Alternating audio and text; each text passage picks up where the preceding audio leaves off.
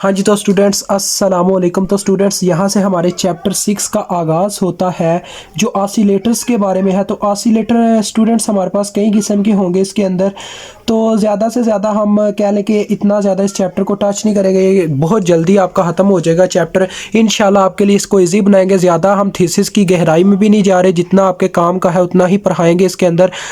तो सबसे पहली बात ये हमारे पास है आरसी ऑसिलेटर, ये है वेन ब्रिज ऑसिलेटर। ये एक दूसरे से रिलेशन रखते हैं, इसी वजह से हमने इनकी रिलेशन के लिए एक अलहदा से वीडियो जनरेट की है ताकि क्या कर सकें जी, आपकी मदद कर सकें फार्मूलाज को याद रखने के लिए और इनको इनके न्यूमेरिकल्स को हल करने का तरीका आपको आ जाए। ठीक है, तो चले आए इनके फार्मूलाज पे बात करते हैं। सबसे पहली बात स्टूडेंट्स से यहाँ पे जो फ्रीक्वेंसी का फार्मूला होता है एफ नॉट का, वो हमारे पास होता है 1/2 पाई आर सी √6।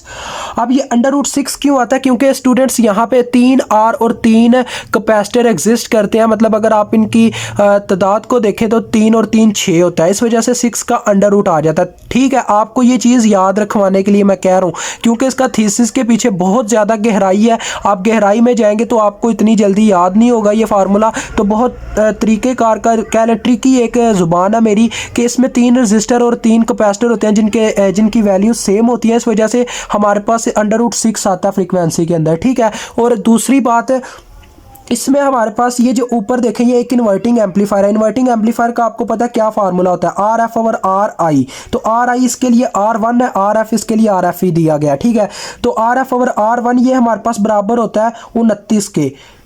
ठीक है, ये चीज़ आपने याद रखनी होती है। तो 29 को भी याद रखने का मैंने एक वे ढूंढा हुआ था।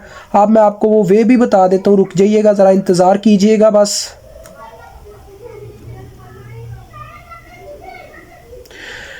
तो स्टूडेंट्स 29 याद रखने का यही तरीकाकार है। आप देखें कि आर और सी हमारे पास 2 कंपोनेंट्स हैं। ठीक है, इस तरह से आप इनके साथ साथ इनको याद रख सकते हैं। यानी आर और सी 2 कंपोनेंट्स है, फर्स्ट एलिमेंट बन गया यानी 2। उसके बाद दूसरा ये है कि 3 को 3 से ज़रब दे दें, यानी 3 ही आर है, 3 ही कैपेसिटर है। तो 3 × 3 9 यानी कि 29। इस तरह से आप इसकी भी डेवलपमेंट कर सकते हैं। तो आपका जो R1 होता है स्टूडेंट्स, R1 उसको आप 10 टाइम्स R से मालूम करते हैं, क्योंकि ये 10 गुना R से बड़ा होता है इसकी R की वैल्यू से। अब मैं आपको 1 बाय 1 सारे रिपीट करवाता हूँ और सबसे पहले हम इसके ऊपर आ जाते हैं, बाद में इसकी बात करते हैं। अब इसमें क्या होता है जी स्टूडेंट्स, देखें इसमें हमारे पास कैपेसिटर क्या होता है जी, कैपेसिटर की तादाद कम हो जाती है, रजिस्टर भी कम हो जाते हैं। तो इसके अंदर हमारे पास जो फ्रीक्वेंसी का फार्मूला होता है वो सिंपल फ्रीक्वेंसी का फार्मूला होता है F0 = 2 पाई RC।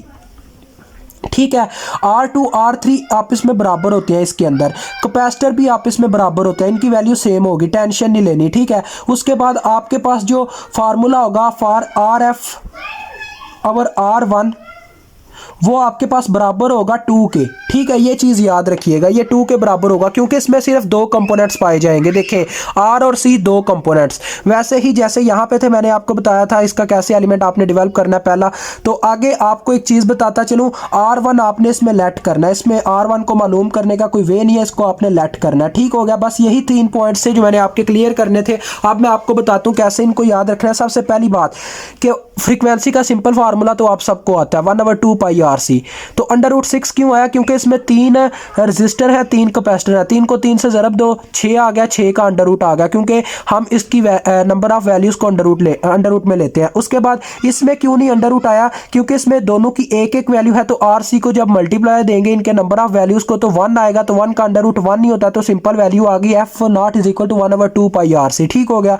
अब इसकी बात करूं कि ये कैसे आप याद रख सकते हैं इन दोनों को, तो देखिए इसके अंदर सिर्फ 2 कैपेसिटर हैं और 2 मतलब कि 2 कैपेसिटर हैं और 2 ही रजिस्टर हैं, तो लिहाजा यहाँ पे सिंपल 2 आ गया। यहाँ पे क्या है जी, यहाँ पे 2 मतलब एक R है एक C है, यानी 2 हो गया। और नंबर ऑफ एलिमेंट्स की बात करूँ तो 3 रजिस्टर है, 3 कैपेसिटर है, तो 3 मतलब 3 9 होता है, तो 29 हमारे पास बन गया। और R1 ये चीज़ आपने याद रखनी है कि R1 हमारा 10 गुना बड़ा होगा इस R से, RC ऑसिलेटर में। अब इंशाल्लाह नेक्स्ट वीडियो के मतलब कि जो हमारे नेक्स्ट 2 न्यूमेरिकल्स हैं वो इन वीडियो से हल हो जाएंगे, तो उनके बाद हम आगे नेक्स्ट थीसिस की बात करेंगे। अभी मुझे इजाज़त दें और लाजमी स्टूडेंट्स आपने हमारे चैनल को सब्सक्राइब करना है और इस वीडियो के कमेंट में रिव्यू दे के जाना है।